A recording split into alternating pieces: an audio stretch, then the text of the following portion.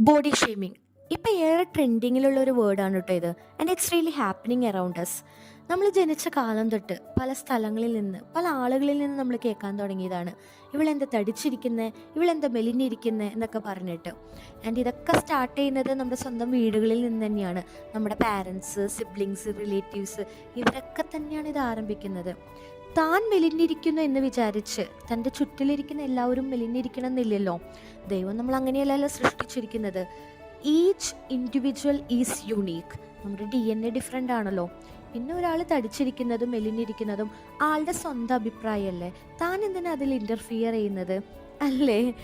And എൻ്റെയൊക്കെ ചെറുപ്പത്തിൽ എനിക്ക് ഭയങ്കരമായിട്ട് ബോഡി ഷെയ്മിങ് ഞാൻ അനുഭവിച്ചിട്ടുണ്ട് കേട്ടോ. സ്റ്റിൽ ആം അണ്ടർ ഗോയിങ്. പക്ഷേ ഇപ്പോഴൊക്കെ എനിക്കത് ഭയങ്കര മെച്യൂർഡായിട്ട് ഹാൻഡിൽ ചെയ്യാൻ എനിക്ക് പറ്റുന്നുണ്ട്. പക്ഷേ ചെറുപ്പത്തിലൊക്കെ ഞാൻ ഭയങ്കരമായിട്ട് വിഷമിച്ചിട്ടുണ്ടോ.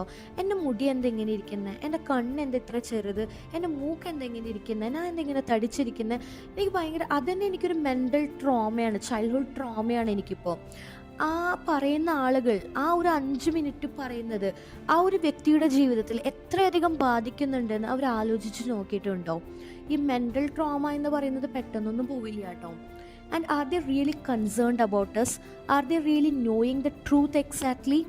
നമ്മൾക്ക് എന്തെങ്കിലും മെഡിക്കേഷൻ ഉണ്ടോ, നമ്മൾ മെൻ്റൽ സ്ട്രെസ് ഉണ്ടോ, ഡിപ്രഷൻ ഉണ്ടോ, ഇതൊന്നും അറിയാതെ നമ്മൾ ജഡ്ജ് ചെയ്യും. And we don't have any rights to judge a person. നമ്മളൊക്കെ ആരെയും ജഡ്ജ് ചെയ്യാനുള്ള അവകാശം നമുക്ക് ഇല്ല കേട്ടോ.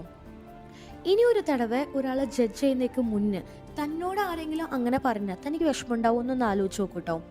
And honestly speaking, I don't like to go back to my native land just because of this body shaming. ഞാൻ എപ്പോഴൊക്കെ പോകുന്നുണ്ടോ അപ്പോൾ ആരെങ്കിലൊക്കെ എന്തെങ്കിലുമൊക്കെ പറയും.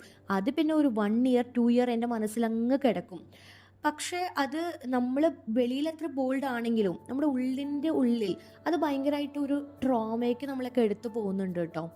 അത് എല്ലാവർക്കും അങ്ങനെ ഈസി ആയിട്ട് ഹാൻഡിൽ ചെയ്യാൻ സാധിക്കും എന്നൊന്നും എനിക്ക് പറയാൻ പറ്റില്ല. നിറയെ പേർക്ക് അത് എക്സ്പ്രസ് ചെയ്യാൻ പറ്റാതെ അത് ഉള്ളിൻ്റെ ഉള്ളിൽ അങ്ങനെ കിടക്കും. ഇപ്പോൾ കേൾക്കുന്നവർക്ക് തോന്നും ഇതൊക്കെ ഒരു ടോപ്പിക്കാണോ എന്ന്. Exactly this is an important topic. So don't judge a person without knowing the truth. Thank you.